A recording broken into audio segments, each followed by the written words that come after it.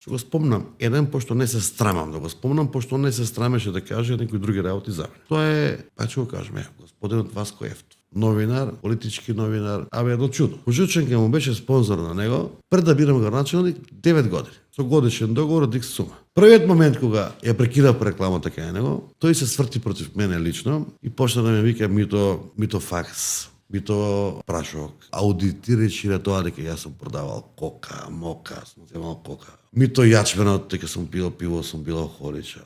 Мито сода, вода. Значи, тоа се работи толку долни, што ја не очекував од еден повозрастен човек пред се и новинар кој се занимава со политички истражување толку време и што направила интервјуа со толку битни луѓе некогаш, падниш на такво ниво. Тоа за мене е класично рекетарство. Или од денеска нема спонзорство, вака ќе биде. Уцена. Ја не подлегнав на уцена и он си продолжи, ме позаборави, али после ваја мисли изгледа пак ќе се сети на мене. Ви направи проблем?